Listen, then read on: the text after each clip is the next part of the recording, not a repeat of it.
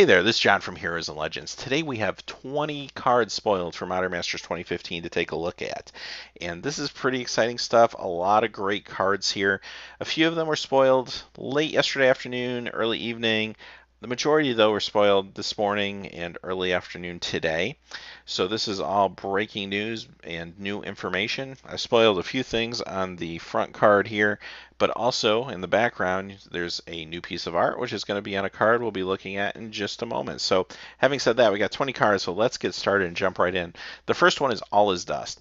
And a couple things interesting about this card. The first part is this was one of the cards that was in the unconfirmed leak spoiler about a week ago, but it was given to us as a mythic rare and not a rare card. So this is another example. Same thing happened with Splinter Twin, that it was correct, the leak was correct, but it was not the correct rarity. So this is actually at the rare slot, and I'm very happy for that for a few reasons. As we go forward, you're going to notice that there's a pretty strong Eldrazi theme here. So it's kind of nice that this will be in the rare slot, so you'll be able to play this a little bit here and there in limited. Also, it was a starting to become a very expensive card, so it's kind of cool that this will be reprinted in rare, get more copies out there in the wild for players. So very good reprint. Glad to see it at this level. Next is Artisan of Kozolak, and this is what I've been alluding to. Definitely a big push for Eldrazi here. What's kind of nice too about this is an uncommon Eldrazi. You're going to see a lot of these in draft and in limited games, so that will help you enable this sub-theme. The other thing that I like by seeing this is it tells me they're going to reprint a lot of these Eldrazi cards. Battle of Zendikar is coming up in a few months. There's a very good chance that you take those Battle of Zendikar cards, which I think are going to be heavy Eldrazi Enabler, colorless cards in that set, combine them with the old ones, and there may be a competitive modern deck there. So it's nice that we're getting these reprints ahead of time before some of these cards really just get out of control price-wise. So good deal for Wizards. I think this was a really smart move. Next is Kozolak, Butcher of Truth. So this is the second of the big Eldrazi's legendary creatures that have been spoiled. Of course, Emrakul was spoiled originally when they first announced Modern Masters, so this is the second of the three, and he's here at the Mythic spot. He was also part of that unconfirmed leak as a Mythic rare, and that did come true. Here he is. Next is Ulmog, the Infinite Gyre, and here's the third one. So all three are going to be there. Again, he was also spoiled in the leak as a Mythic Rare, and here he is as a Mythic Rare, confirmed. So all three of the big Eldrazi will be there, and like I said, kind of nice for constructive purposes. Right now, these cards kind of have a niche role, usually like Tron decks and stuff like that. But there's a good chance in the future they can have a bigger role in Modern, so I'm really glad to see them. And they're going to be fun. When you do open them in Limited, you're going to see in a few moments they've given a lot of ways to enable the ramp for these cards. So you'll get to play them, hopefully. So it won't just kind of be a card you open and never get to play. So I think it's going to be really fun in Limited.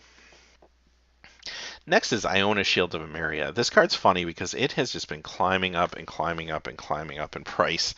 This card, even after it was rumored to be reprinted, because I think most players felt it was going to be reprinted either here at Modern Masters or in From the Vault Angels at the end of the year. But even with those rumors, this card's just been out of control. It's up to around $30. Now that it's been confirmed, I assume that price is going to come down a little bit, but it is good to see. It is at the mythic level, so that might help it maintain its value a little bit.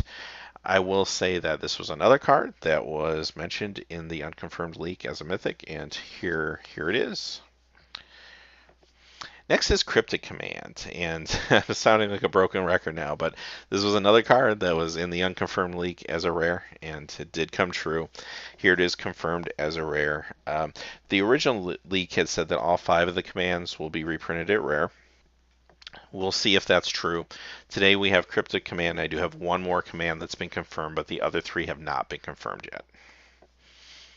Next is Hermes Recall.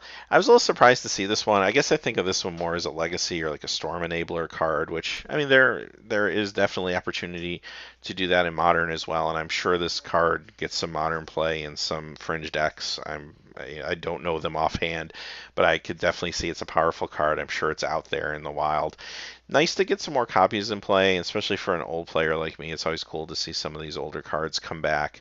This was an older Magic card that did get reprinted in the early days of Modern, so of course makes it Modern eligible, and nice pleasant surprise to see this at the rare slot.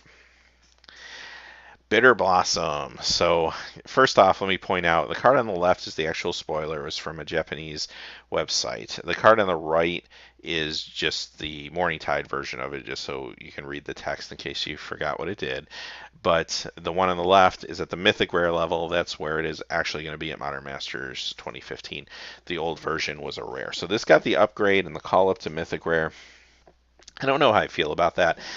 I feel like Bitterblossom's a little bit of a pricey card. I would have liked to have seen it get to the rare level just to get more copies out there and hopefully maybe bring the price down a little bit. I think being at Mythic, that might slow down that process and make it retain its value a little bit. I will say, though, it hasn't blown up Modern. I mean, it gets Modern play, and there's successful decks that use Bitterblossom, but you don't see it as much as, say, like Splinter Twin or something like that. So maybe it'll be okay in the long term, but awesome card. I think it'd be fun to play in limited. That might be one of the reasons it was a mythic rare. It might just be too good in the limited format. I don't know. But really strong card. Good to see it in the set. Profane Command. Here's the other command that I had mentioned earlier. One thing that stands out for me on this one is it has the ability to grant creatures fear. There's another card we'll see in a few minutes that also has fear. So I don't know if maybe fear will be a sub-theme in limited or something like that, but at least 2 of the commands have been confirmed to be reprinted. We'll see about the other 3 as the weeks go on. Lightning Bolt. So best, I think it's safe to say, best direct damage spell in Magic. Pretty awesome card. It's not a card that sees huge value spikes considering it's been printed many times at the common level over the years. However, older versions of cards can run you a lot, so it's nice to see another reprint. This is the card that if it doesn't get reprints every few years in some way, shape, or form, it will creep up and become a very expensive card, so it's good to kind of keep it printed, keep it out there. It's at the uncommon level, which I think is good for limited. You probably wouldn't want this at the common level.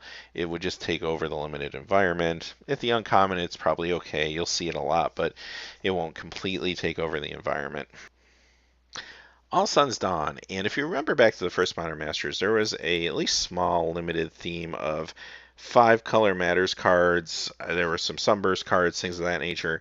Seems like that's coming back, even if it isn't a limited subset here, because we have seen some cards spoiled, and you'll see a few more as we go forward that do utilize the 5 color matters. We haven't seen a lot of huge reanimation targets yet. I'm sure we will over the next couple weeks as they spoil more cards. But interesting card, definitely there to play a role in the limited game. Kozolak's Predator. So I kind of alluded earlier that there's going to be some cards that help you cast those Eldrazi's. This is one of them. This is a very powerful card too, and you think it's a 3/3 for 4. You're basically getting 3/5 power and toughness on the board for 4 mana, and the last 2 points of toughness can be exchanged for colorless mana. Pretty awesome. It's at the common level too, so you're going to see a lot of these going around. They're going to be easy to draft, and it's going to really help enable that colorless or Eldrazi strategy. So pretty cool. Swans of Burn Argyle. So this is just an annoying card to deal with if your opponent plays it. I'm sure there's going to be ways to remove it through, -X/-X or minus counters or something of that nature that we haven't seen spoiled yet, because it's just a hard card to deal with otherwise. It's a 4/3 flyer, and basically any damage that goes to it is prevented, and instead the controller gets to draw cards based on that damage. So incredible card. It's going to be fun to play with in limited. This card is Fulminator Mage, and this is huge. This card was just going through the roof for a while. It started to come down in price recently, and I think that was for a couple of reasons. One was because there are a lot of rumors that it was going to be reprinted. In fact, this was one of the cards that was leaked as a rare in that leak a week ago. And as you can see, it is now confirmed. And secondly, it started to come down to, because Birthing Pod, it was part of the Birthing Pod deck, which of course that got banned. So it did take that major deck away. However, still an awesome card in like the Living Death decks. It's definitely used in Jund decks, and basically anything that uses black or red can usually make use of this in Modern. In Limited, there are some non-basic lands that are pretty good that were spoiled today, which we'll see in a few moments if the player is kind of on an Eldrazi plan. However, we haven't seen a whole lot of, say, like, we haven't seen any dual lands or anything like that yet. I'm sure there'll be a cycle of dual lands in here, one of the cycles of dual lands. So there'll probably be some use for it in Limited, but I think this is just a big fan favorite to be printed, and awesome to see it at the rare level, not the mythic rare level. This is going to be very good for the game. Maybe the most requested card to be reprinted right here. Shadow Mage Infiltrator. So first off, let me say this. The art in the background that we've been looking at, this is the new art for Shadow Mage Infiltrator. And I'll mention the elephant in the room right now. It is not John Finkel. So for those of you who don't know, this card was John Finkel's invitational winning card, so his likeness was on the art for many, many, many years. It's been reprinted with him on it. So this is the first time now it's been reprinted without his art, and he actually did the reveal article on Magic the Gathering Daily from Wizards of the Coast. And this is sort of the same thing they did with Last Modern Masters with Dark Confidant. That was spoiled by Bob Marr, who, same thing happened. His likeness was removed in that copy of the card, and the new art was given to it. So I think that's a good thing to do, to have those folks actually be the ones to spoil the card and write the article on it. I know when Chris Pikula's invitational card, Meddling Mage, was reprinted in Alara Reborn, and his likeness was taken off, a lot of people were upset about that. So it's kind of nice to have it coming from them directly, saying, hey, it's okay, there's new art, and it's going to be all right. So all that drama aside, the card itself is a very good card. It's a fear card, which made me kind of think, okay, this is the second fear card we saw today. Is fear a thing? Is it a sub-theme? Maybe it is. So there it is. I feel like this isn't a card that's necessarily gone through the roof in value or anything, but it's a very good card, very good modern card, and it probably is playing a role in the limited strategy, and that's more than likely why it's here, and it's at the rare slot. Next is Apocalypse Hydra, and this is interesting. Now again, the version on the left is the actual Modern Masters 2 version. Again, this is a Japanese version of it that was spoiled, and it's at the rare slot. The one on the right is the Conflux version, which was mythic rare, and that's not the case here. It is truly a rare. Spoiled is a rare. So it's good that it's rare, number one. At mythic, obviously, this doesn't hit the same as the other mythics we've been seeing. This would not work in a set like this in the mythic slot. It's a fine card in the rare slot. It's a very good, swingy, great creature, especially in a ramp deck or something like that. Very good card. And the reason I think it's here more than anything, though, is its ability is a ping ability. There definitely seems to be a ping sub-theme in Limited. So I think this is maybe the high end of your ping deck curve or something like that. I'm sure we'll see more, but we've already seen at least 2 other red cards that have a ping ability to them. Next, as we go into the artifacts, is Etched Monstrosity. And here's another 5-color matters card, and this card came out in the Scars of Mirrodin block, and it was trying to kind of represent Sunburst, even though Sunburst wasn't a mechanic in the block, so it kind of did it in a roundabout way. But it kind of goes along with the other etched cards. We've already seen Etched Champion spoiled, and we're going to see another one right now, and it's Etched Oracle. And this is the uncommon version, not as powerful as the other 2 that we've looked at.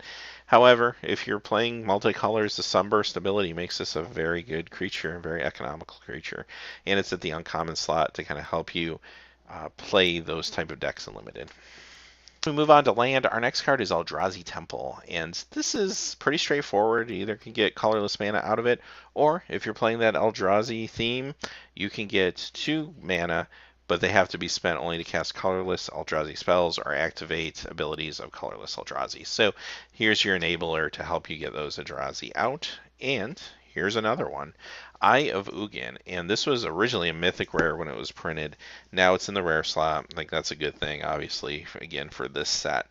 But this is going to allow you to get those Eldrazi cards out. And it's also going to allow you to search up Eldrazi's. So if you do happen to open one of those big mythic rare Eldrazi's, not only do you have a way to help get them out easier, but you can also tutor for them. So it'll be really cool in those decks. This particular card in Modern, I've used it in a Urzatron deck before, so it does have some limited Modern implications, but who knows, down the road after Battle of Zendikar comes out, it might become a much better card. And having said that, we are done with all our spoilers. So that was a lot of cards. We will continue to be posting videos every day that spoilers come out and keep you up to date as fast as possible on the cards that come out. If there's a big group that comes out tonight, I'll do a second video. If it's only one or two offs, I'll just combine those with tomorrow's video. But hey, this is a great time to subscribe if you haven't already, so you don't miss a video or miss a group of spoilers. We're going to be getting those out to you, like I said, as quickly as possible. And also, please remember to like. It does help us out. And as always, have a great day.